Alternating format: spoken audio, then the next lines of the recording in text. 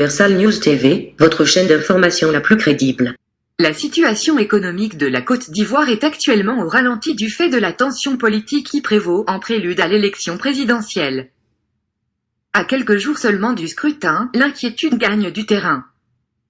Et la situation sécuritaire laisse planer une incertitude quant à la tenue effective de l'élection. Malgré la présence de la mission de la CEDEAO à Abidjan invitant à mettre fin aux violences, la tension est restée toujours vive. Mais comment donc comprendre cette montée de tension à l'approche du scrutin présidentiel? Suivons maintenant la réponse à cette interrogation par nos différents analystes qui sont sur le plateau de DBS. Suivons. Violence préélectorale en Côte d'Ivoire vers une présidentielle non apaisée. Eh bien, les images qui ont circulé du côté de la Côte d'Ivoire n'ont pas circulé sur les médias, il faut le dire, occidentaux. Les médias précisément français, parce qu'ils n'ont pas voulu justement salir l'image de leur propre pays, parce qu'ils considèrent que la Côte d'Ivoire leur appartient. Eh bien, la Côte d'Ivoire a vécu hier un lundi de grande colère. De grande colère contre Alassane Dramane Ouattara. La ville d'Abidjan a été bloquée pendant toute la journée de ce lundi, tandis que plusieurs localités du pays ont été secouées par l'appel à la désobéissance civile lancé par l'opposition qui continue de maintenir que l'élection présidentielle prévue par Alassane Dramane Ouattara le 31 octobre prochain envers et contre tous n'aura pas lieu. Voilà pourquoi hier encore au cours de la journée, les bus ont été brûlés, les écoles ont été fermées, les enfants sont restés à la maison et la principale ville, Abidjan, a été secouée justement par des incendies ça et là. Et presque toutes les grandes villes du pays, eh bien, les populations sont sorties pour dire non à un troisième mandat d'Alassane Dramane Ouattara. D'ailleurs, sur ces images, vous le regardez très bien, Ado dégage, pas de troisième mandat en Côte d'Ivoire. Et pendant ce temps, on va s'interroger sur la légèreté avec laquelle, eh bien, les médias occidentaux n'ont pas voulu justement parler de cette information. À l'intérieur du pays, la même tendance a été observée dans plusieurs localités, notamment à Dabou, où de violents affrontements ont éclaté entre communautés autochtones et Djoula, mais aussi à Pikro, Yamoussoukro, Bediala, Anik Belikro, dans certaines villes comme Yamoussoukro, eh bien, les manifestants qui ont été arrêtés par les gendarmes ont été libérés de force par leurs amis qui ont envahi les bureaux de ceux-ci. Il faut également préciser que pendant que les populations étaient dans la rue, eh bien, les militaires n'ont pas eu, eh bien, le courage de tirer parce qu'ils ont déclaré haut et fort que ces populations, eh bien, ce sont leurs frères.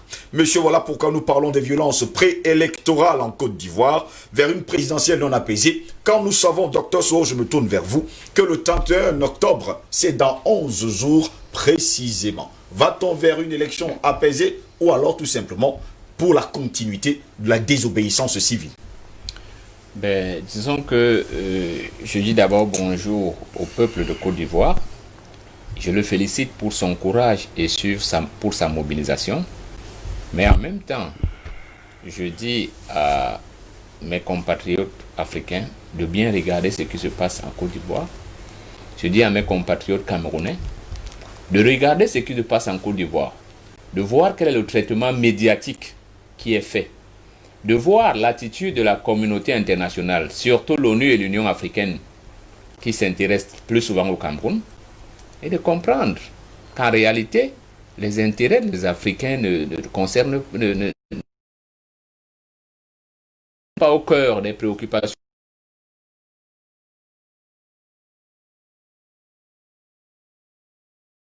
Petite tension électorale. La Côte d'Ivoire est au bord de la guerre civile. Maintenant, ce que nous pouvons dire à M. Ouattara, parce que c'est lui le problème, les juristes du monde entier vous le diront que la loi n'est pas rétroactive. C'est-à-dire quand on a modifié une loi, les dispositions précédentes s'appliquent d'abord à ceux qui étaient là. Les nouvelles dispositions, c'est pour les nouveaux. On ne comprend effectivement pas pourquoi il s'entête à vouloir mettre son pays à feu et à sang. Depuis le mois d'août jusqu'à ce jour, il y a déjà plus d'10 de morts en Côte d'Ivoire.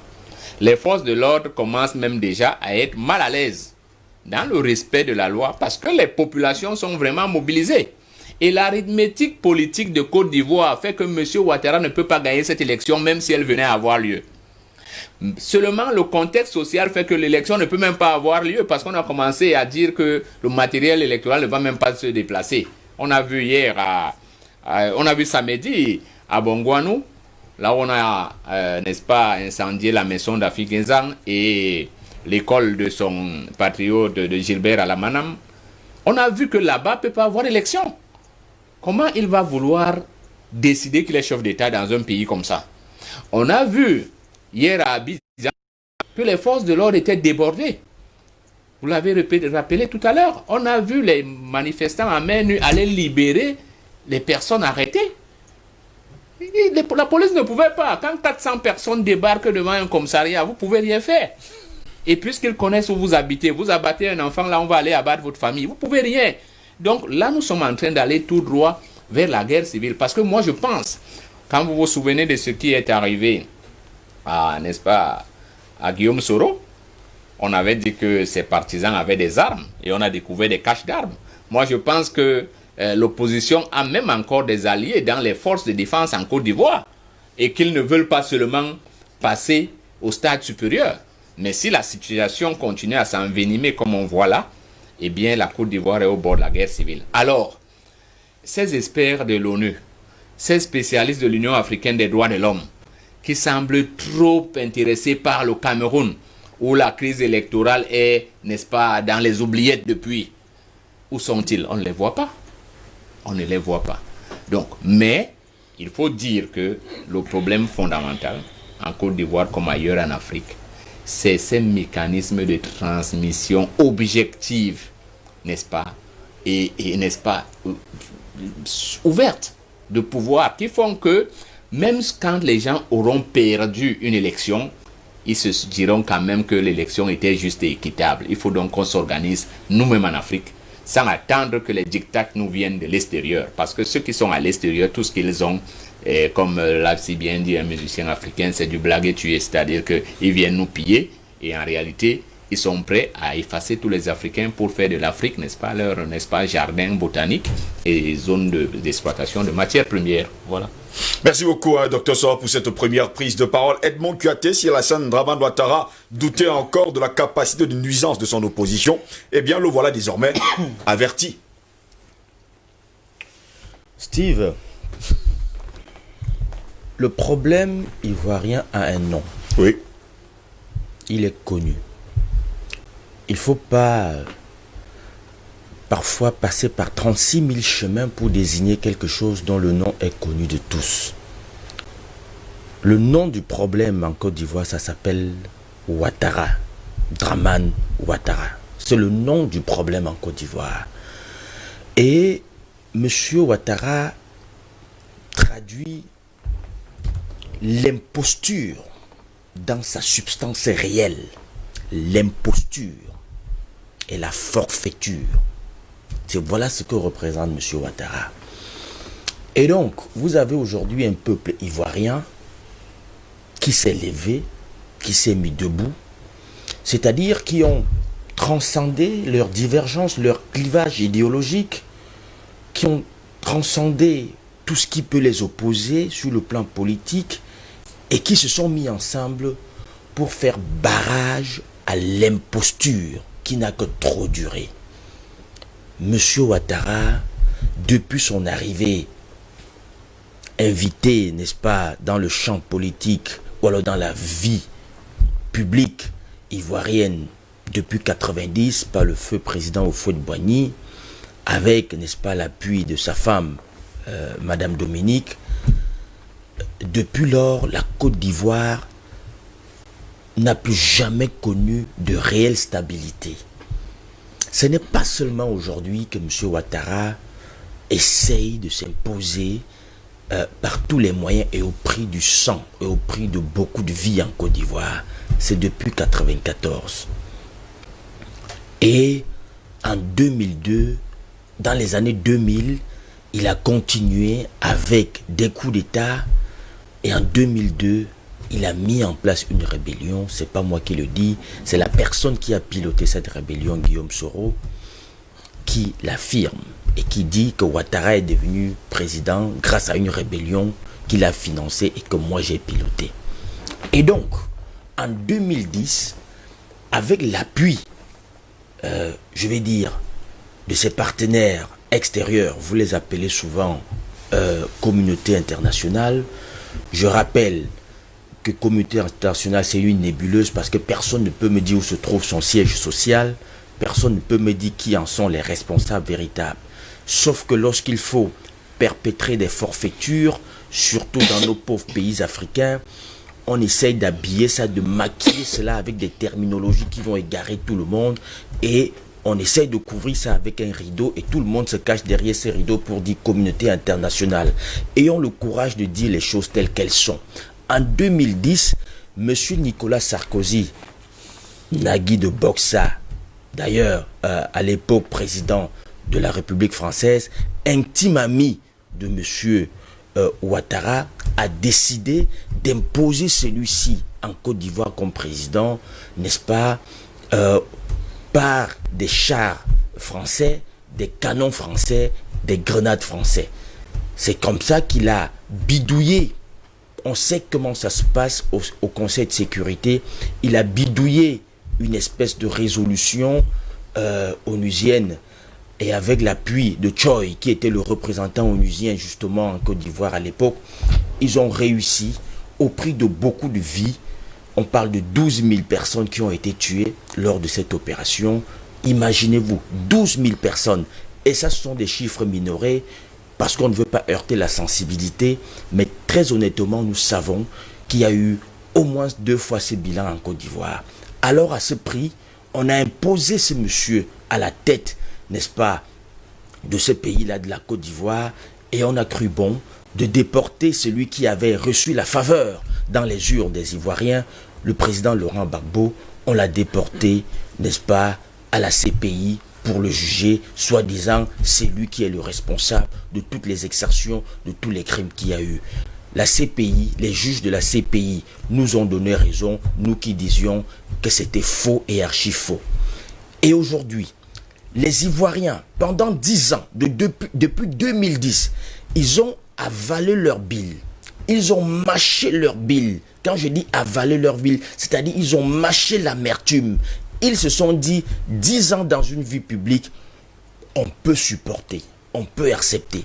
Et donc, pendant 10 ans, ils ont mâché leur bile, ils ont avalé cela difficilement, mais ils l'ont fait. En se disant, ce monsieur, il va faire 10 ans, il va partir. C'est pourquoi en 2015, vous avez vu que les élections n'ont intéressé personne. Oui. Il y a eu moins de 15% de taux de participation. Ça n'a intéressé personne parce qu'on s'est dit, ok, si la Constitution lui permet de faire 2 mandats, alors qu'il fasse ces 2 mandats et qu'il s'en aille. Et que si ça peut nous permettre de nous débarrasser pacifiquement de l'imposture que ce monsieur nous a imposée, que ce monsieur représente, qu'il incarne, alors qu'on lui permette de faire ces 2 mandats et de s'en aller. C'est pour ça qu'il n'y a pas eu de crise en 2015, parce que les Ivoiriens n'étaient pas intéressés par cette histoire. Alors, arrivé en 2020, alors qu'on pensait, les Ivoiriens pensaient avoir eu l'occasion enfin de se débarrasser de ce monsieur, de ce cancer. Parce qu'il faut dire les choses telles qu'elles se présentent. Monsieur Ouattara, c'est un cancer dans la vie publique, n'est-ce pas, de la Côte d'Ivoire. Les Ivoiriens savaient qu'ils allaient se débarrasser. Alors monsieur sort une girouette, une pirouette, avec une constitution triturée dans tous les sens, une histoire de premier mandat de la 3e République. Je ne sais pas, le docteur Sow qui a des connaissances, une expertise avérée en matière de droit, peut-être qu'il nous expliquera ce que ça veut dire. Moi, en tout cas, je n'y comprends que dalle. Franchement, je n'y comprends que dalle. Je n'ai pas une expertise en matière de droit, en commence de droit constitutionnel, mais au moins, j'estime que j'ai une culture qui me permet d'apprécier les choses à leur juste mesure. Et donc, on ne comprend pas trop ce que ça veut dire, une histoire de premier mandat de la 3e République. Oui. Le monsieur nous sort une histoire comme ça, alors qu'il avait déjà fait 2 mandats. Alors qu'il avait déjà fait 2 mandats. Justement, précisément, pendant qu'il essayait de de changer cette constitution, il a envoyé toute son équipe nous expliquer, jusqu'à son ministre de la Justice, nous expliquer que, en fait, il n'y avait rien. Ce n'était pas possible pour M. Ouattara de faire un 3e mandat. Que nenni, M. Ouattara, comme un bon boulanger, a cru qu'il devait encore enfariner tout le monde. Mais sauf que cette fois-ci, les Ivoiriens ont réussi, comme je le disais, à outrepasser leurs divergences pour se mettre ensemble. Et vous verrez que les Ivoiriens ont aujourd'hui, malgré eux, ils ont pardonné à M. Soro, parce qu'il est aujourd'hui dans le bloc qui s'élève contre M. Ouattara.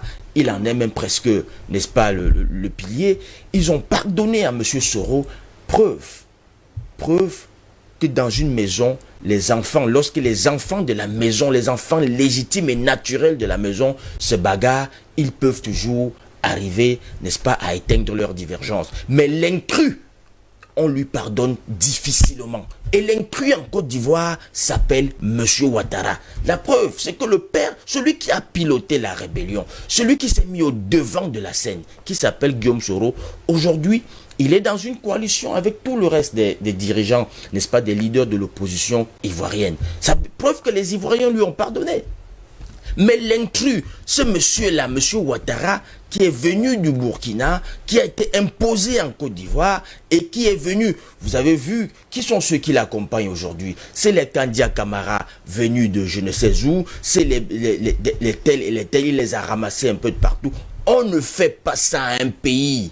Nous, au Cameroun, nous avons nos problèmes, mais au moins, ce sont nos problèmes entre nous, les Camerounais. C'est pour ça que ça garde encore sa dimension. Mais je vous assure que s'il y avait des intrus dans notre pays, ça ne serait pas comme ça. Le peuple camerounais se serait déjà levé. Et donc, aujourd'hui, si nous avons vu hier, nous avons cru que les organisations dites sous-régionales et autres, la CEDEAO et autres, nous a donné l'occasion de savoir qu'en réalité, ce sont des tonneaux vides, ce sont des organisations qui souffrent d'une vacuité et qui en fait ne sont que des vassaux, n'est-ce pas, ce sont des bras séculiers des impérialistes occidentaux. Parce qu'ils sont arrivés hier en Côte d'Ivoire pour légitimer la forfaiture de M. Ouattara.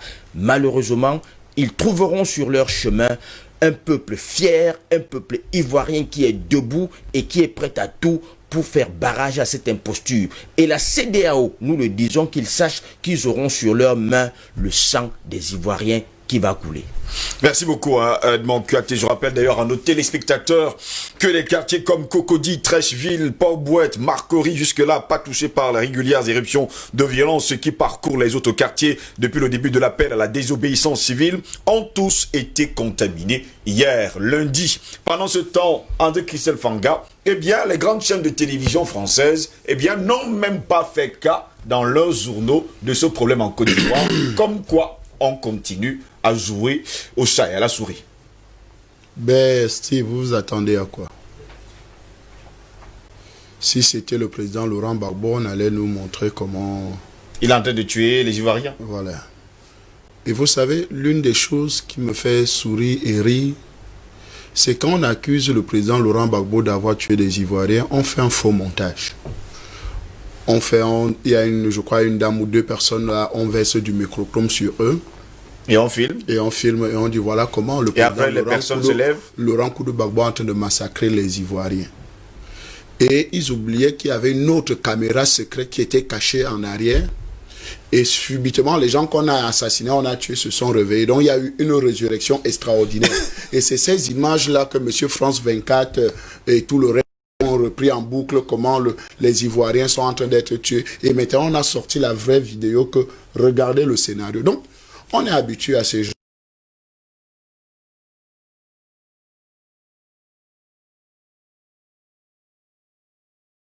On connaît notre vrai adversaire. Notre vrai adversaire, nous les Africains, parce que là nous parlons en tant qu'Africains, c'est la France. Oui. Et le vrai adversaire des Ivoiriens actuellement en Côte d'Ivoire, c'est la France. Parce que je voudrais aller simplement dans les faits. Monsieur Alassane Dramane Ouattara nous dit le 5 mars 2020, il ne sera pas candidat à l'élection présidentielle. Tout le monde applaudit des deux mains. Et direction la France prend le micro ou bien prend le président sur Twitter et il dit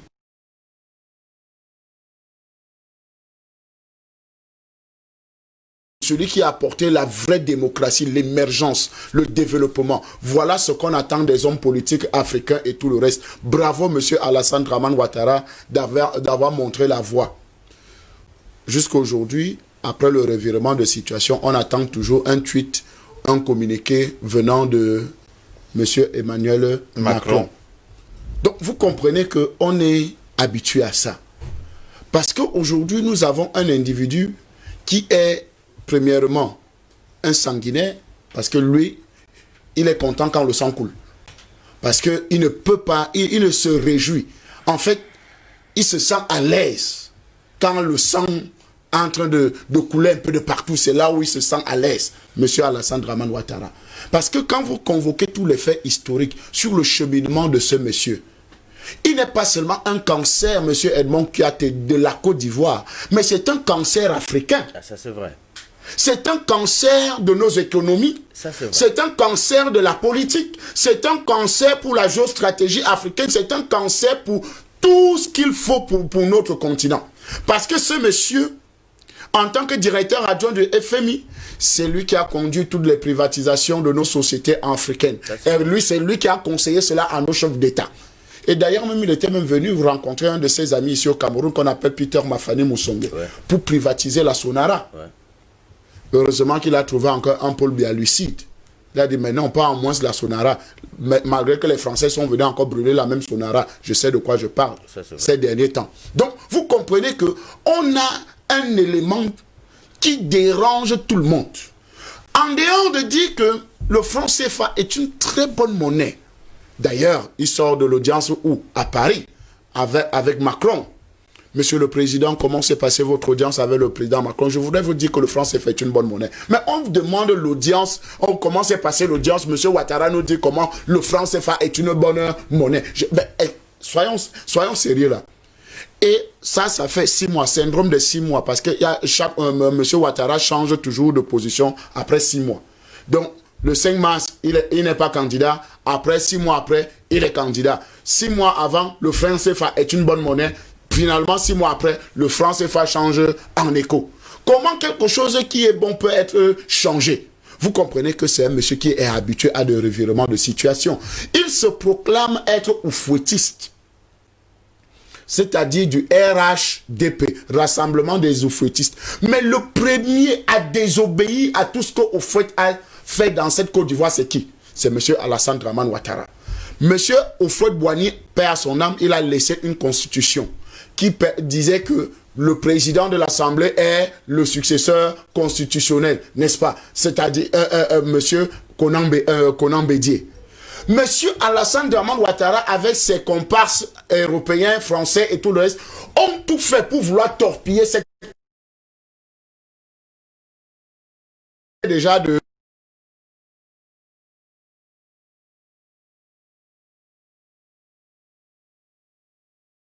Le gars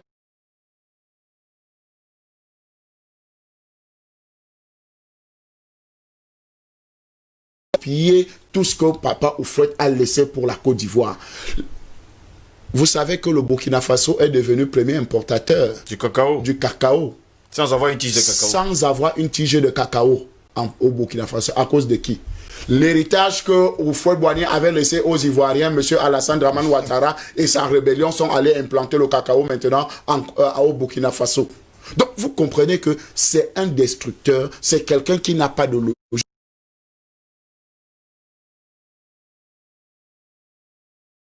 Il n'y aura pas élection en Côte d'Ivoire. Il ne peut qu'avoir élection si M. Alassane Dramane Ouattara n'est pas candidat. Point. Très. Parce que les gens oublient très vite. M. Alassane Dramane Ouattara avait demandé 5 ans.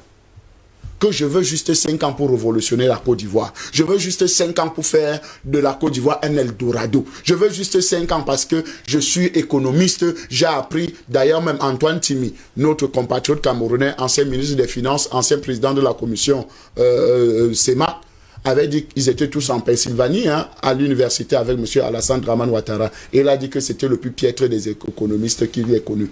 M. Antoine Timi, il est encore vivant, vous pouvez aller lui demander. Je confirme parce qu'un économiste, au moins, soit on a une publication, soit on lit ses revues, soit il y a quelque chose, il y a une référence. Oui, ouais. Si vous allez à Sputnik, moi je publie à Sputnik. C'est l'une des plus en vue en ce moment. Mais je n'ai jamais vu, même les petits popuscules de M. Ouattara, un article. Merci. Bon, vous comprenez que quand on dit ces choses-là, ce n'est pas parce que on déteste trop l'homme. Non, on ne déteste, on reste d'abord sur les faits. Et les faits sont têtus. Ça, il faut se le dire clairement. Les faits sont têtus. Et témoigne qu'aujourd'hui, M. Alassane Dramane Ouattara est un sanguinaire. C'est un homme qui ne veut pas la paix. D'ailleurs, il est arrivé à la tête de la Côte d'Ivoire par un coup d'État, aidé par les chars français, les snipers français, aidé par les grands électeurs, la grande communauté internationale, soi-disant autoproclamée, comme aimait bien le dire un de mes amis que je connais, qui perd son âme, qui est décédé aujourd'hui. Donc, nous pensons aujourd'hui que cette communauté internationale ne peut rien dire parce que M. Alassane Dramane Ouattara est l'un de leurs éléments les plus fidèles pour continuer à maintenir l'Afrique sud-saharienne, l'Afrique noire dans les géoles de la prison, de l'esclavage, de toutes sortes d'esclavage. Esclavage spirituel, esclavage monétaire, esclavage politique et tout le reste. Donc c'est l'un des meilleurs pions. Donc, un seul instant, vous ne pouvez pas, ne demandez pas à France 24 de faire un reportage, ne demandez pas à RFI, ne demandez pas à Macron, ne demandez pas à tout le reste là de faire une déclaration concernant. D'ailleurs, même ils ont chargé, celui qui est chargé maintenant de mission de la France pour ce dossier là, c'est M. Le Drian. Maître aujourd'hui. On a pas mal de nos confrères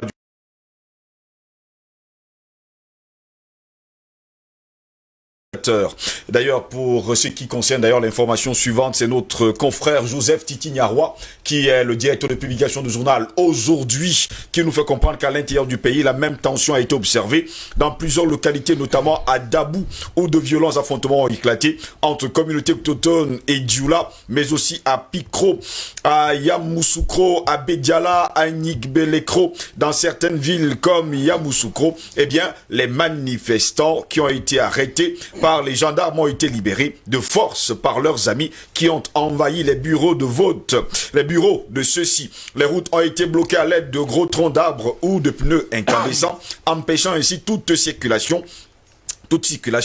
Parfois, les manifestants se sont servis de gros camions pour bloquer la route. C'est la première fois que le pays était secoué de façon aussi violente depuis le lancement du mot d'ordre de boycott passif et de désobéissance civile compris. L'opposition a montré sa capacité à empêcher l'élection si le chef de l'État ivoirien Alassane Dramane Ouattara continue de lui opposer du mépris et de se servir de la communauté économique des États de l'Afrique de l'Ouest qui est retournée sans avoir réussi à décanter la crise préélectorale qui menace durablement le scrutin à venir. Albert Anatola, ici, va-t-on dire aujourd'hui que la France, la communauté internationale a lâché Alassane Dramane Ouattara entre les mains des Ivoiriens et que maintenant c'est aux Ivoiriens de trouver une solution à leurs problèmes? Votre question m'inspire une autre question. Pour qui roule le président Alassane Dramane Ouattara? Est-ce pour la Côte d'Ivoire et les Ivoiriens ou bien il roule pour les potentats, n'est-ce pas, impérialistes? Je pense qu'au regard des faits qui ont été suffisamment présentés par mes co-panélistes, vous avez la réponse. Vous avez la réponse d'autant que non seulement le personnel de M. Alassane Dramane Ouattara, c'est le plus gros problème en Côte d'Ivoire, mais c'est davantage son troisième mandat qui pose problème.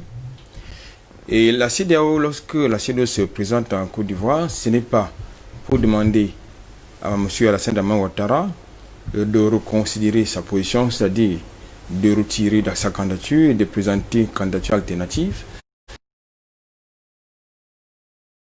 Fameuse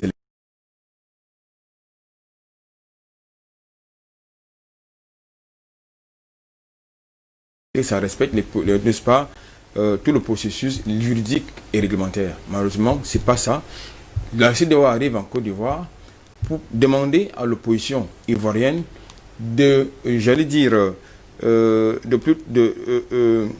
d'accepter la forfaiture, en fait. C'est-à-dire que de se mettre de s'asseoir avec le régime de Côte d'Ivoire pour discuter de la normalisation du processus électoral qui est contesté actuellement. C'est de ça qu'il s'agit. Bon, alors, bien évidemment, dans mon rappel des faits, le week-end dernier, le chef du gouvernement, le premier ministre, je crois que c'est... Le mot utilisé d'ailleurs par la CEDEAO, c'est qu'ils appellent à la retenue. Voilà le terme qui a été utilisé d'ailleurs hier. Non, la retenue, c'est quand les violences interviennent. Malheureusement, c'est ce qu'ils sont en train de dire. Mais ça, non, vous savez que la posture de la CEDEAO est dynamique. Oui. J'étais en train de dire que le week-end dernier, il y a eu une rencontre qui était prévue entre le Premier ministre Ahmed Bakayoko et les leaders de l'opposition ivoirienne. Oui. Bon, il ne sait pas de quand l'opposition passe. Ça dit que, justement, on finit par là, on aurait dû commencer. Ça dit d'abord s'asseoir et discuter avec les acteurs. La réponse que Afinguessan leur a donnée. Voilà. C'est-à-dire qu'on finit par là, on aurait dû commencer. C'est-à-dire qu'on s'assoit quand le processus est déjà enclenché, quand il est achevé, il a abouti, pour demander une consultation dans le cadre d'apaiser. Non, il faut qu'on soit sérieux. Bien évidemment, l'opposition qui a été fabriquée toute pièce par la Sainte-Dame Ouattara était autour de la table. Bien évidemment, comme d'habitude, les mallettes d'argent ont circulé par là pour que leur présence soit effective. Mais les poids lourds de la véritable opposition ivoirienne, c'est-à-dire le PDCI, d'Afinguessan, de Henri Konan Bédié et le Front populaire ivoirien, enfin, d'une manière générale, n'y étaient pas. Oui. Justement parce que il faut que cette forfaiture prenne son terme. C'est ça qu'il s'agit. La seconde chose qu'il faut indiquer, tout à l'heure, je crois que c'est Franck qui l'a indiqué, lorsque Alassane Draman Ouattara arrive installé au palais d'Abidjan, en 2011 par les chars français et les militaires français, il était question de faire un seul mandat. En tout cas, selon ses déclarations. Maintenant, il a fait un second mandat. On le lui a permis parce que la constitution ivoirienne le lui permettait. Mais entre-temps, il a tout fait pour faire passer des lois uniques pour lui permettre justement de reformater, de retoquer la constitution, la loi fondamentale qui lui permet de briguer un troisième mandat qui pose problème à ce moment. Donc c'est de ça qu'il s'agit. Je pense que dans ma petite connaissance de ces choses-là, un chef d'État a la responsabilité d'abord de protéger la Constitution, parce que c'est la boussole de la République, et ensuite de la respecter. Lorsque nous allons sur ces deux paradigmes, aucun n'a été respecté par le président Alassane Draman Ouattara. Alors, ce qui m'amène à comprendre une chose, c'est qu'il n'est pas légaliste. Ça, c'est l'un de deux. J'ai regardé les images des événements d'hier du côté de la Côte d'Ivoire. Il y a deux choses qui m'ont frappé. La première, et c'est souvent très rare, de voir des jeunes femmes se mêler des manifestations violentes. Moi, j'ai vu des femmes porter des parpaings pour barrer les routes. Incroyable. Oui, moi, j'ai vu des jeunes demoiselles porter des parpaings pour barrer les routes, c'est-à-dire pour obstruer les routes. Image que vous ne verrez pas sur les chaînes de télévision déjà, occidentales. que France 24, pour ne pas la nommer, a mis un mort, entre guillemets, et plusieurs blessés dans le cas des manifestations en Côte d'Ivoire. Il met un mort, entre guillemets. C'est sur le Sainté. Bon, le soir, j'ai regardé du côté, n'est-ce pas, de TV5 Monde, Afrique. Ils en ont parlé. Il y avait même sur le plateau un journaliste, un confrère, qui a justement fait tout un commentaire dessus. Justement, il a apporté des éléments de langage que nous apportons sur le cas de cette tribune. À savoir qu'aujourd'hui, le problème en Côte d'Ivoire, ce n'est pas le problème accessoire. C'est-à-dire le conseil conditionnel qui est monocolore, la cour, la CI, la commission électorale indépendante, qui est également monocolore et qui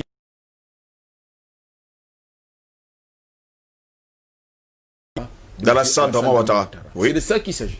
Donc, je pense que aujourd'hui,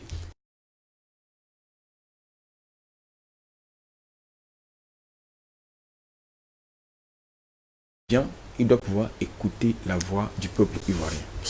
En espérant d'ailleurs qu'il est ivoirien, parce que sur le tiré, bon, vous écoutez ce que vous... Si vous êtes ivoirien, vous écoutez les Ivoiriens. Messieurs, permettez-moi de lire des messages de nos téléspectateurs ce matin. Bonjour, DBS, très beau panel ce matin. L'un des plus piètres dirigeants africains, c'est Ado. Après avoir volé la victoire du président Laurent Gbagbo, ce dernier veut offrir l'Afrique subsaharienne en offrant à la France. Je suis pour que les Ivoiriens et tous les panafricanistes extirpent ces gangrènes franco pour installer les nationalistes qui pensent d'abord au peuple de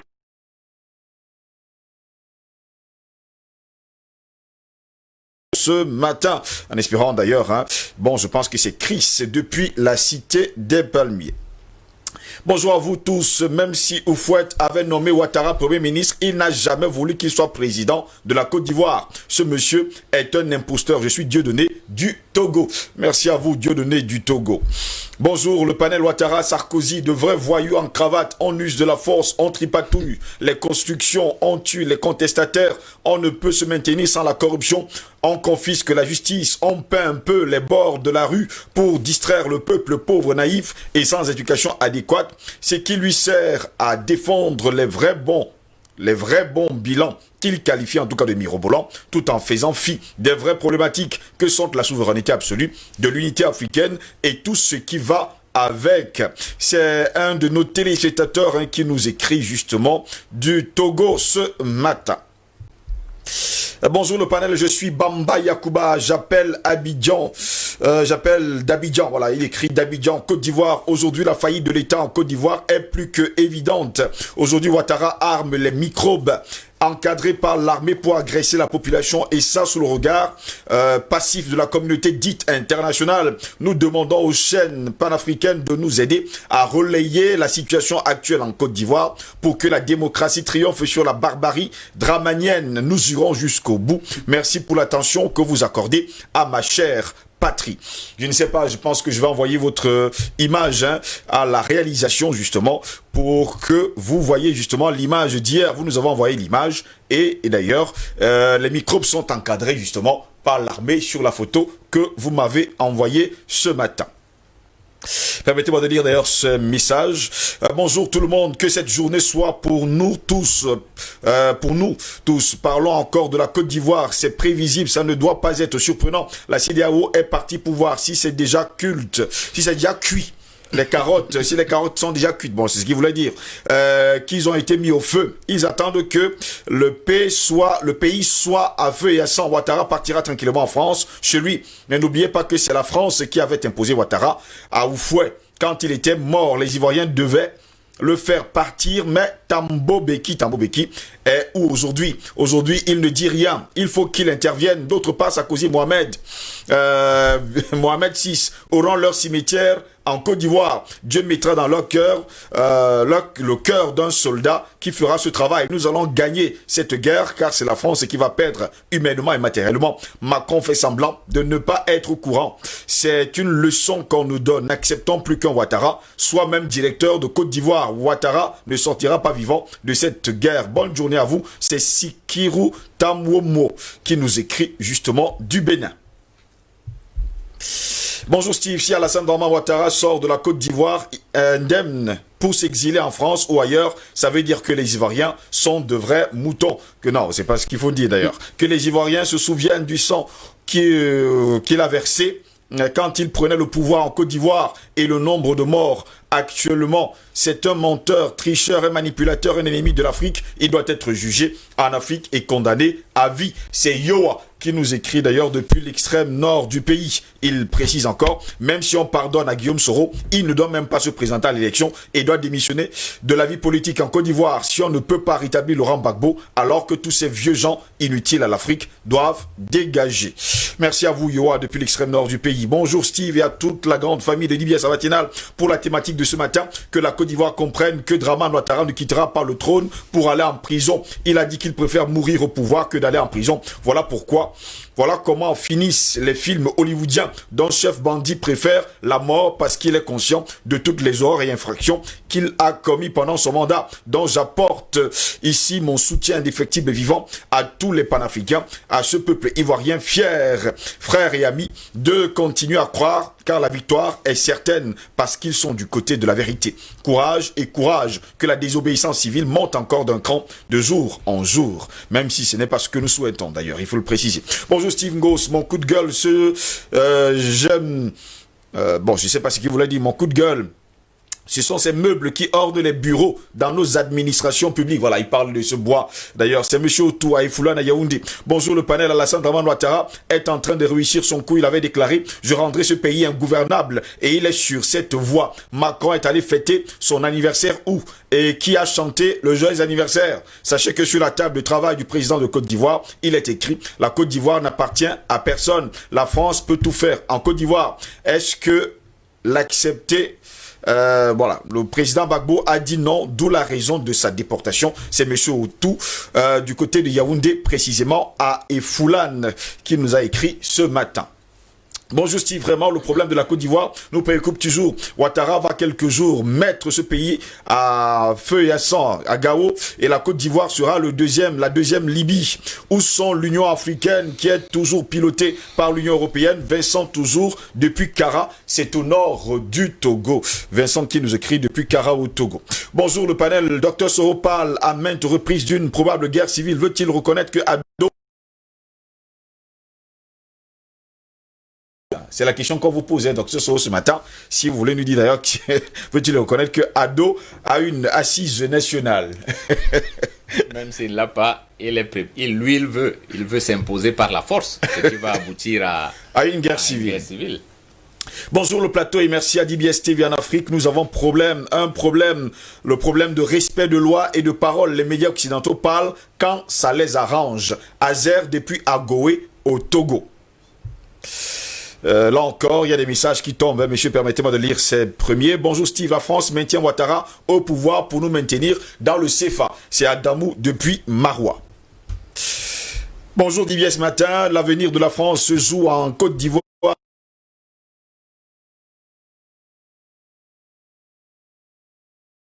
Depuis un pays très lointain, hein, depuis Bruxelles. Voilà, Stéphane Sullivan qui nous écrit depuis Bruxelles ce matin. Bonjour le panel Ado, cette fois-ci, ça ne passera pas. L'Afrique va gagner le tour si Ivoirien ne lâchez rien. Mes frères, Christian Papa, le panafricain, depuis Odja. Je pense que c'est à Yaoundé. Bonjour Steve, le problème de Ouattara est l'écho et pour ça, la France est prête à tout, c'est lui leur pion. D'accord. Bonjour à vous, je suis très heureux de vous voir. Chaque matin, Ouattara se cherche parce qu'il sait que s'il n'est plus président, il sera remis à la Cour pénale internationale comme ce qu'il a fait avec Laurent Gbagbo. Il faut qu'il écoute la voix du peuple ivoirien. Que Dieu protège à Côte d'Ivoire. Casimir, depuis le Burkina Faso. Bonjour DBS Matin, je suis très fier de vous suivre chaque jour. Que Dieu vous donne la force et le courage pour une bonne continuité de l'émission. Prions pour les pays en situation de crise, quelle qu'en soit la nature de cette crise. Qu'Allah apaise les cœurs. C'est toujours quelqu'un qui nous écrit depuis le Burkina Faso, mais il n'a pas laissé de nom. Docteur So, je vais me tourner vers vous pour poser une question avant d'entrer justement dans ce débat qui nous intéresse ce matin. Il y a une mauvaise habitude sur le continent africain, le continent noir, des présidents de la République qui arrivent sur des chars français pour prendre le pouvoir. On en a vu, en tout cas sur le continent africain, à plusieurs reprises. On a l'impression qu'on prend les mêmes et on recommence. Disons que historiquement, le fait d'invasion impérialiste n'est pas fini. La France n'a pas encore toléré que les Africains soient en train de se battre pour leur liberté. Oui. Voilà le fait de fond. C'est-à-dire qu'il faut qu'on comprenne que depuis les expansions du 15e siècle, renouvelées au 19e siècle, avec leur cohorte de crimes contre l'humanité, esclavage, assassinat de nos leaders, pillage de nos richesses culturelles, pillage de notre sous-sol, assassinat de nos premiers leaders politiques, eh bien, les Français qui ont décidé de s'enrichir sur le dos des Africains n'ont pas compris qu'on peut faire la coopération autrement. Ils ne veulent pas, ou du moins ils ne veulent pas le comprendre. Si nous prenons le cas exact, depuis les années des indépendances, tous les chefs d'État qui devaient être légitimes ont été assassinés et on a mis en place des ouvriers français. Ceux qui ont commencé à vouloir comprendre l'enjeu et redevenir africains ont été assassinés ou bien victimes des coups d'État politiques avec les conférences nationales. Vous savez que les hommes d'État comme Sékou Touré ont été empêchés de gouverner. Sékou Touré a été empêché de gouverner. La France a reconnu avoir organisé plus d'une dizaine de coups d'État contre lui, en dehors du cadre, n'est-ce pas, économique d'embargo qu'on lui avait imposé, parce que toute l'Afrique de l'Ouest l'avait encerclé et il ne pouvait pas vivre. Mais il a résisté. Après, on est passé au coup d'État puisqu'il continue à résister. Pour les pays de l'AEF et de l'AOF, eh bien, toute la dynamique nationaliste. Et c'est pour ça qu'il faut dire aux Camerounais, qui critiquent souvent ces leaders, qui ont prétend qu'ils étaient trop radicaux. Non, les leaders africains avaient même demandé à la France, ils ont même élaboré le cahier de charge d'une coopération, si on peut dire gagnant-gagnant. Oui. Mais la France a dit niet. Elle a éliminé tous ces gens et elle a installé ses agents. Ce qu'on appelle les interlocuteurs valables, c'est-à-dire les gens qui avaient accepté les fameuses, n'est-ce pas, accords de coopération qui disaient que toute la richesse africaine appartient à la France et pour celle qui est au sous-sol, on ne peut pas chercher d'autres partenaires sans l'avis de la France. C'est ce qui était clair. Bon, il est clair qu'avec l'évolution, malgré la présence de cela, la population africaine a commencé à prendre conscience et à développer de nouveaux paradigmes d'émancipation. Actuellement, en ce début du 21e siècle, il est en train de se dessiner dans l'Afrique une nouvelle génération et une nouvelle dynamique économique qui va nécessairement aboutir à l'émancipation totale de l'Afrique et à l'effondrement des anciens dominateurs. Et c'est ça la grande bataille maintenant.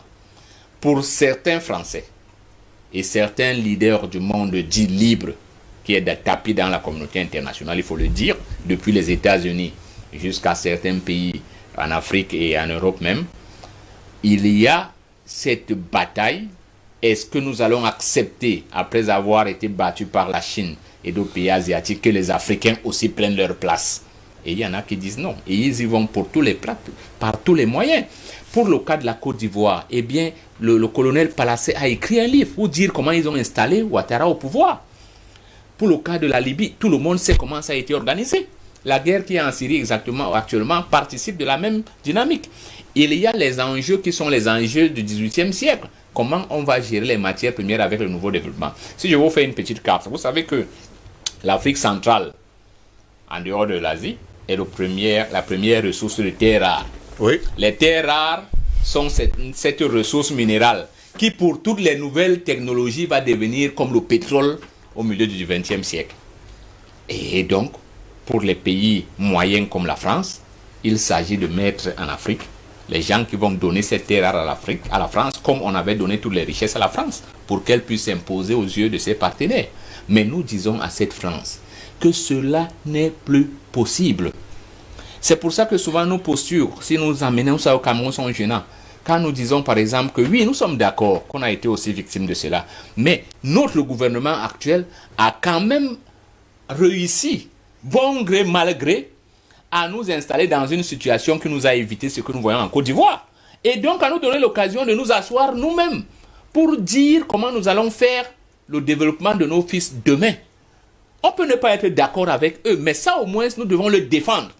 Et leur dire à ceux-là que l'autre ennemi de la France et de l'Afrique, c'est cette communauté internationale. Il n'y a pas quelques jours, les gens nous ont parlé des fameux experts qui ont fait un rapport sur les marches du 22. Mais attendez, ces gens sont où en Libye? La Libye que Sarkozy a pillée. Est-ce que vous savez que ce qui se joue en Côte d'Ivoire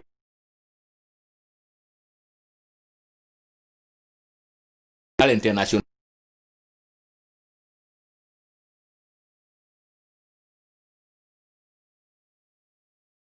pour ce qu'il a fait en Libye, pour ces dernières élections, financement de sa campagne. Mais au-delà de ça, il y a des crimes qu'il a commis en Côte d'Ivoire. Et donc, Ouattara est chargé de tout faire pour que la France ne soit pas éclaboussée. Voilà la vraie problème, la vraie problématique, l'une des vraies problématiques. La deuxième problématique, c'est que la CEDEAO a décidé de s'adosser, ou l'UMOA, de s'adosser sur l'ensemble de l'Afrique de l'Ouest, anglophone et francophone. Ils ont décidé de créer leur monnaie. Ils ont déjà créé leur zone de libre-échange, qui est un premier pas de la grande zone de libre-échange.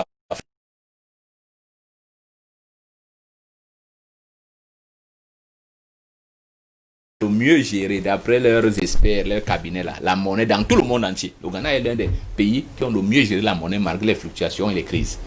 Le Ghana a dit nous allons battre cette monnaie chez nous et surveiller les mécanismes. Le Nigeria a dit si au niveau du volume ça devient un problème, nous avons les mécanismes et les moyens de faire que ça soit battu mais contrôlé par le Ghana. Ouattara est allé signer un accord pour dire que ça sera fait en France. Lui seul, hein, les autres ne lui ont pas donné un mandat pour ça. Et il a dit que ce nom, il avait même signé un accord pour que ce nom qui est une invention française, parce que c'était la proposition de l'euro, et que les pays africains doivent payer un droit pour avoir utilisé l'écho. Voilà donc les problèmes. C'est-à-dire qu'il veut que les Africains continuent à perdre leur argent au bénéfice de la France, alors que nous avons nos problèmes réels à résoudre pour notre développement et pour notre bien-être. Il n'est donc pas question de céder sur ce plan. Mais de temps en temps, il faut que nous nous adressons à l'autre France.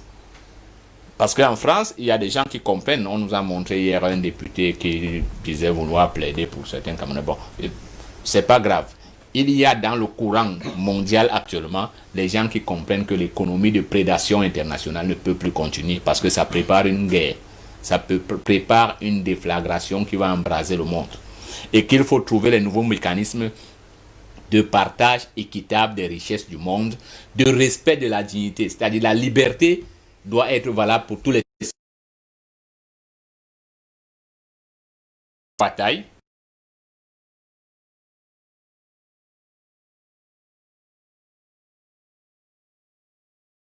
Militaires soient mises en place parce qu'il est par exemple incohérent qu'on dise qu'il y a une rébellion au Sahel dans un pays, dans une zone enclavée, c'est-à-dire que les gens là qui font le terrorisme là depuis, on ne sait pas comment ils sont ravitaillés et qu'on prétende qu'on ne peut pas y mettre fin. Donc M. Ouattara peut être, la bataille de Côte d'Ivoire peut être l'élément déclencheur pour toute cette dynamique de révision des paradigmes de la coopération et surtout de la coopération entre la France et l'Afrique. Et nous devons porter, n'est-ce pas, ce flambeau. Nous les Camerounais, nous devons faire une lecture de la Côte d'Ivoire par rapport à notre propre situation où il y a, n'est-ce pas, ces faux fuyants vers le faux débat de diversion alors que la question de fond est souvent là. Je dis, les Camerounais ont réussi à mener une bataille de longue haleine en jouant sur la patience et la construction objective qui va nous permettre d'éviter ce qui se passe en Côte d'Ivoire. Il faut qu'on s'y tienne. Mais il faut que ceux qui gouvernent nous entendent dans le bon sens. On vous a compris. On vous a bien compris, docteur Sor. Je vais me tourner vers Edmond Kat. Edmond Kat, et finalement, la Côte d'Ivoire est un gâteau. Un gros gâteau, eh bien, qu'il faut se partager, mais que la France n'a pas besoin de donner à d'autres personnes. Autre chose également, la géopolitique mondiale et surtout de l'Afrique se joue également, comme le disait docteur Sor ce matin, justement, en Côte d'Ivoire. Autre chose, le cas de Nicolas Sarkozy qui a besoin de sortir des griffes, il faut le dire comme ça, de la Cour pénale internationale, pour ne pas dire justement de la justice. La Côte d'Ivoire, c'est un carrefour où se croisent et s'entrechoquent beaucoup d'intérêts. Oui. De ça dont il est question. Et c'est pourquoi nous en voulons un peu très souvent au président Houphouët-Boigny. Il est le père de la nation moderne ivoirienne, mais nous lui en voulons beaucoup. Pourquoi? Parce que il avait fait la part trop belle à la France. Aujourd'hui, la Côte d'Ivoire, c'est un peu comme une province française. C'est une province française. C'est même d'ailleurs une province française. Parce que c'est une province. 80 à 90% des investissements... Province même, c'est même trop fort. Oui, arrondissement. C'est un arrondissement français. 80-90% des investissements ivoiriens, malheureusement, appartiennent aux étrangers. C'est la différence avec le Cameroun.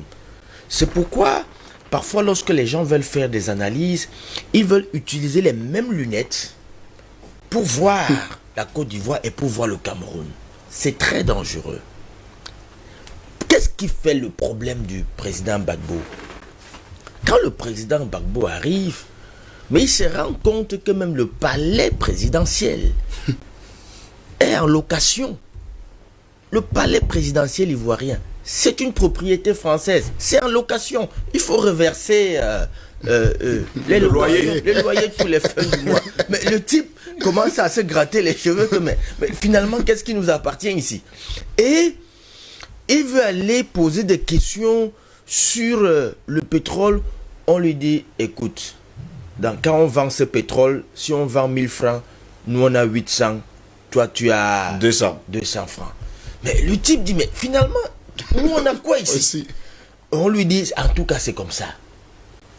Il veut parler d'un contrat au port. On lui dit non, non, ça ne relève pas du domaine du président de la République.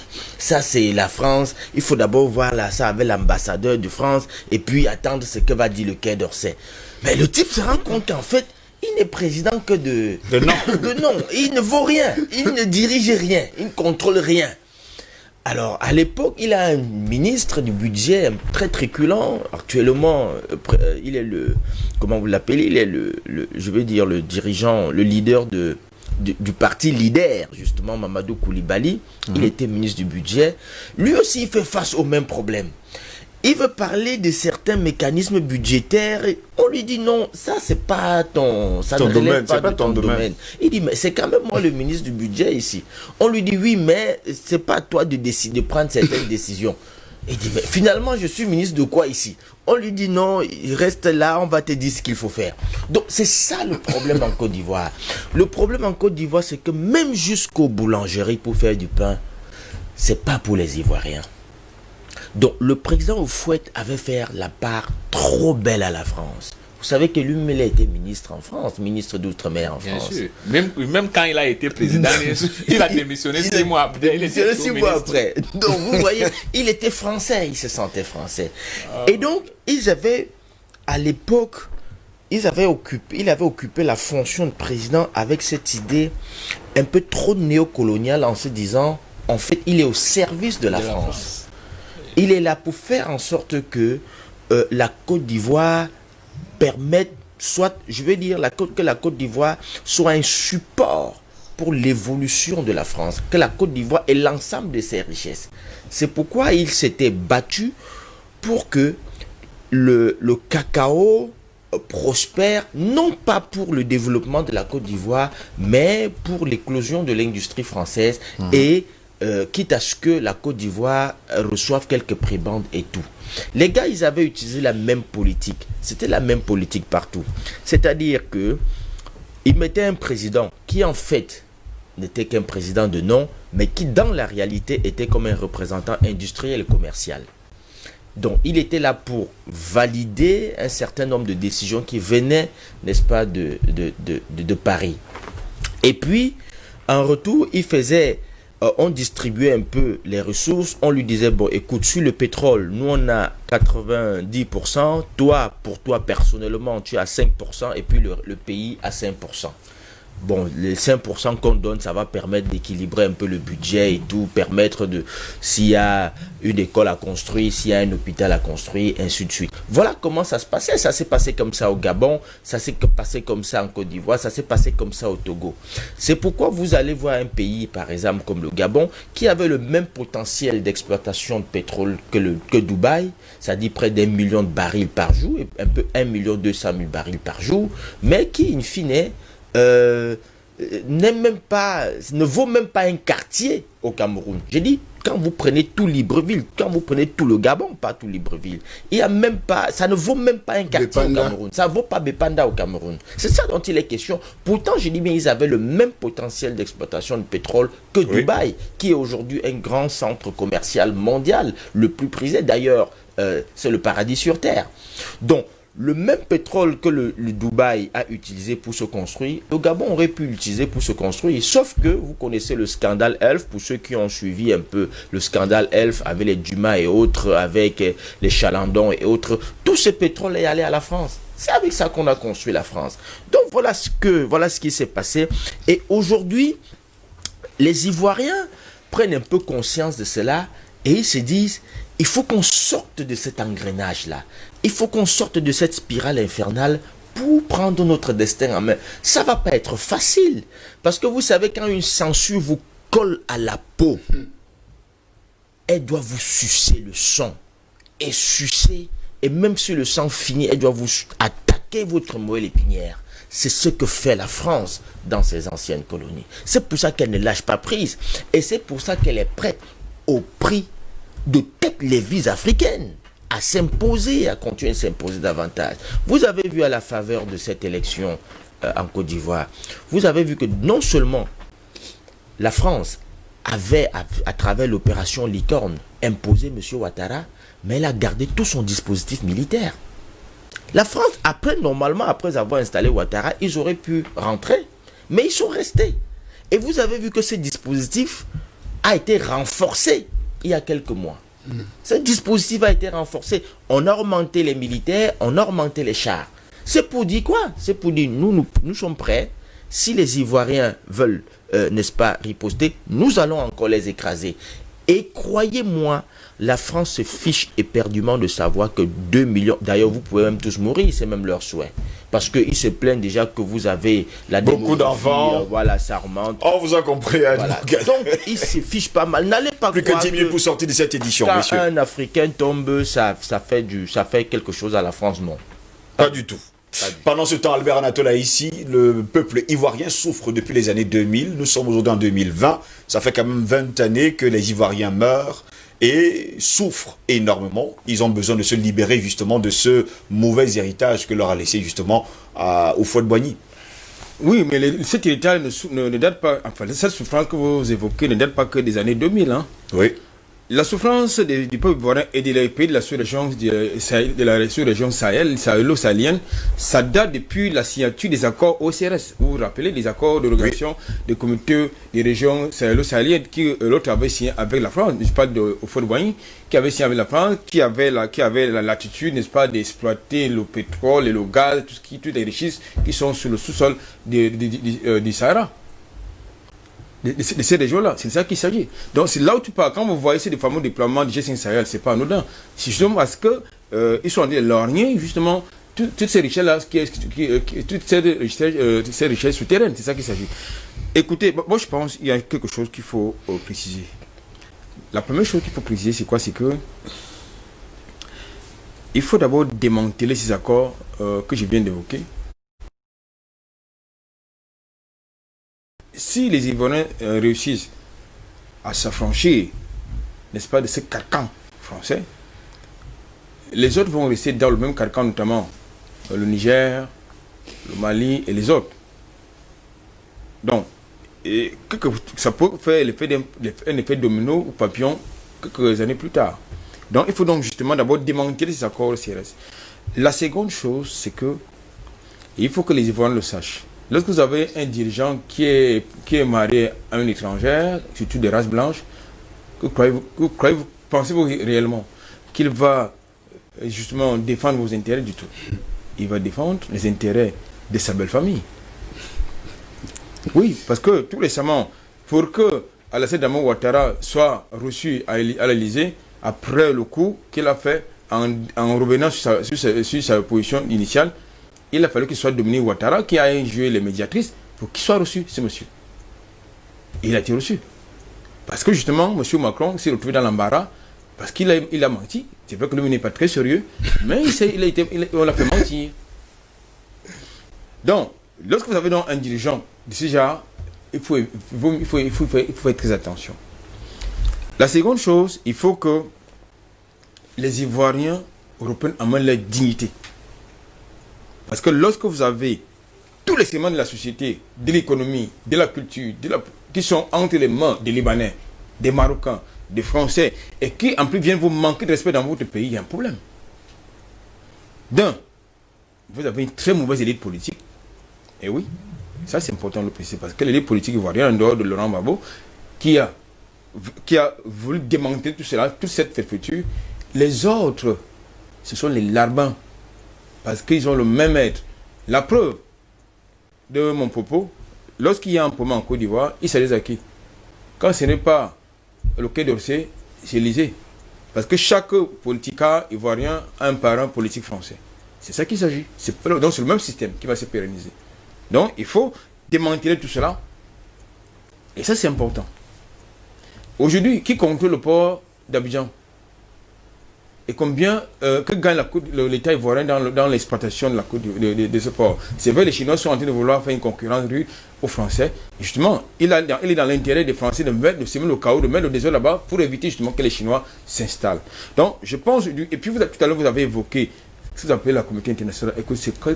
Quel est le contenu que vous mettez dans la communauté internationale? C'est la grande interrogation. Vous avez oublié depuis le début de cette crise préélectorale, Oui. il y a des morts en Côte d'Ivoire. Vous avez entendu le son de Côte du Human Rights Watch de ce côté-là? Non. Amnesty International, tout ce qui va avec. Vous avez entendu leur écho là-bas, ce côté-là? Non, écoutez, moi je pense que aujourd'hui, et comme j'ai envie de le dire, l'avenir de l'Afrique n'appartient qu'au panafricanisme. Vous comprenez? Il appartient au panafricanisme et non à ces imposteurs. Merci beaucoup Albert Anatola ici. André qui s'est en sorti justement de cette édition de DBS Matin. Le 31 octobre prochain, ou alors ce sera pas une élection apaisée? Ben, je crois une chose, et je tire de cela de notre culture africaine, selon les contes et parfois des proverbes. Et c'est Ivoirien qui nous dit que le chien ne change jamais sa façon de s'asseoir. Monsieur Alassane Dramane Ouattara ne changera jamais sa façon de faire. C'est-à-dire, il est arrivé au pouvoir par coup d'État, il voudrait demeurer par coup d'État.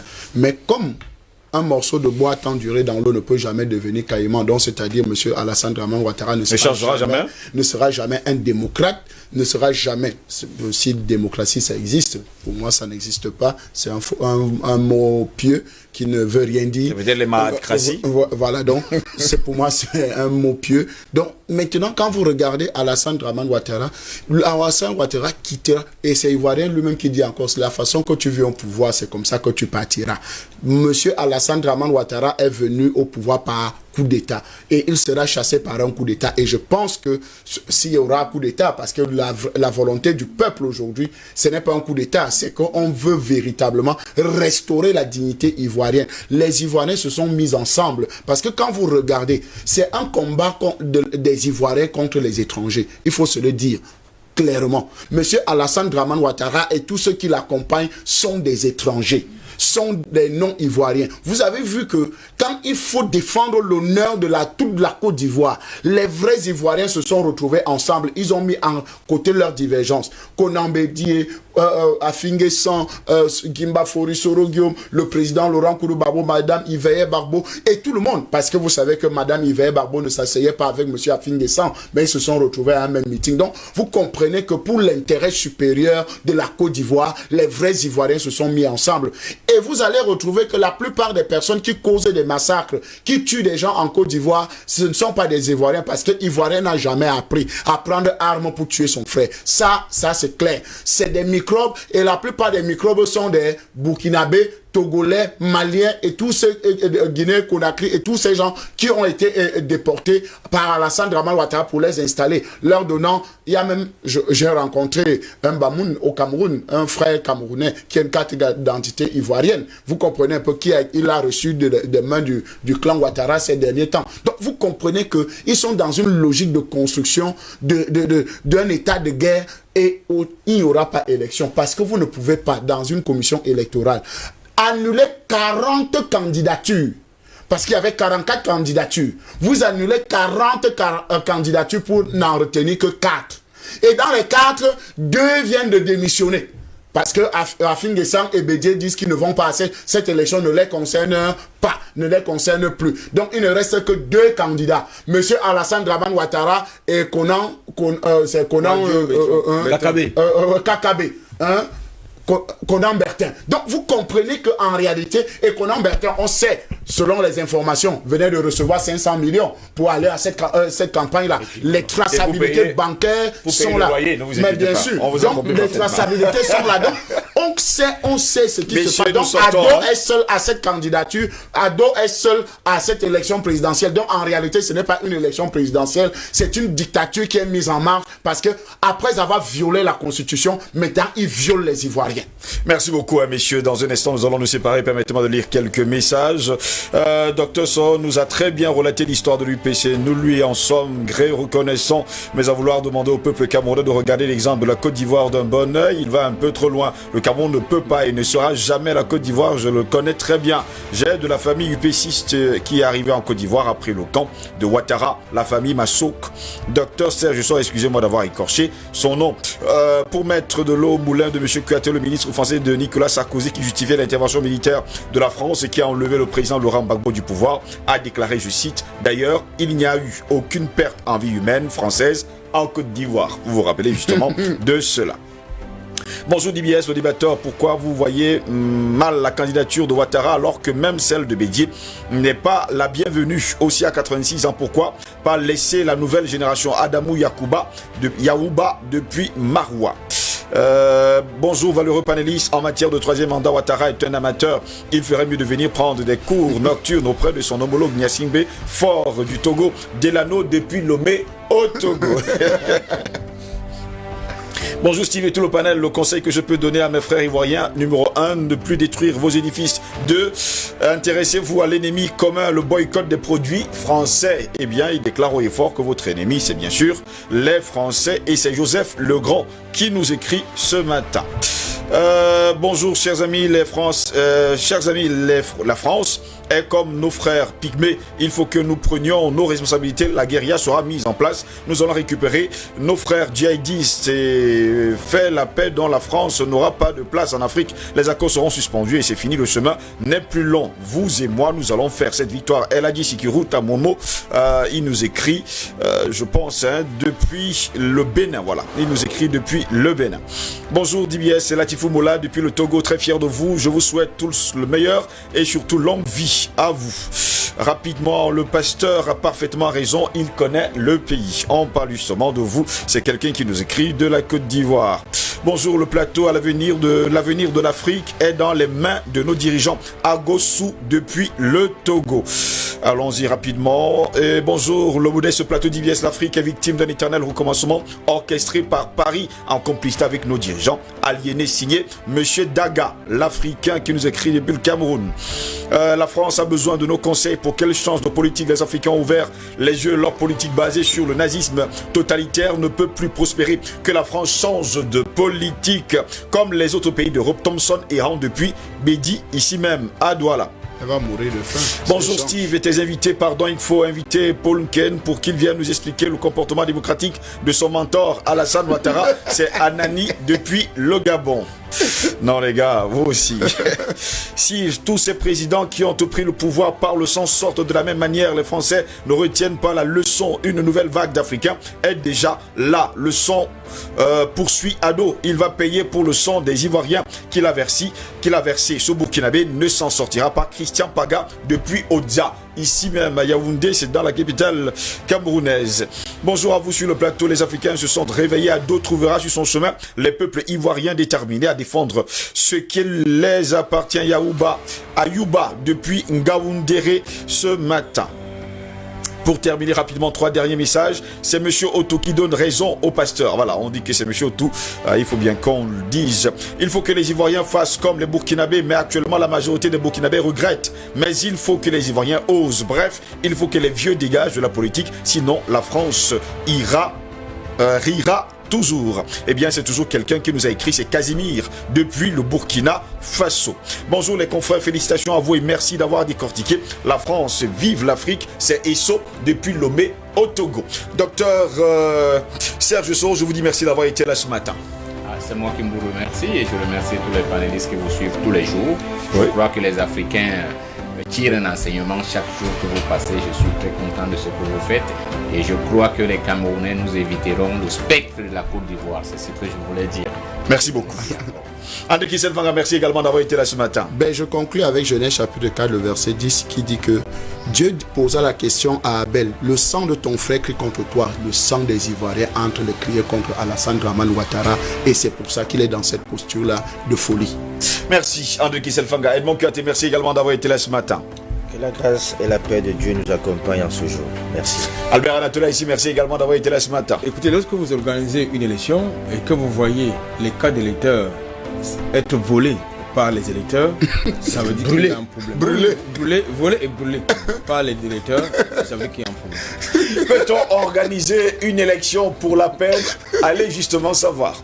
Je termine très rapidement avec la Côte d'Ivoire. On a quelqu'un qui a mené toute une guerre civile. Il a organisé toute une guerre civile. Des milliers de gens sont morts.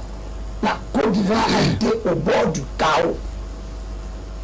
On voit aujourd'hui que M. Ouattara n'a rien des valeurs qu'il était censé pour les lesquels il était censé se battre. D'accord. Et le mal étant contagieux, la contestation des élections n'arrête pas de se transmettre de pays en pays. On va le 10 ans seulement après une crise post-électorale très violente et voici qu'approchent les élections présidentielles du 31 octobre. Cette élection ravive les tensions et les habitants ont peur de voir reprendre les violences inter-ethnies. Les violences électorales qui ont eu lieu lors de la prise du pouvoir par Alassane Ouattara en 2010 ont fait 3000 morts et un demi-million de personnes déplacées. Ici, Daniel Sophie pour Universal News TV. Merci de suivre Universal News TV sur YouTube. Nous vous rassurons que les informations que nous diffusons au quotidien sont suffisamment crédibles. Alors, n'hésitez pas à liker la vidéo si elle vous plaît, et si vous êtes nouveau sur la chaîne. N'oubliez pas de vous abonner et d'activer la cloche de notification pour ne pas rater nos prochaines vidéos.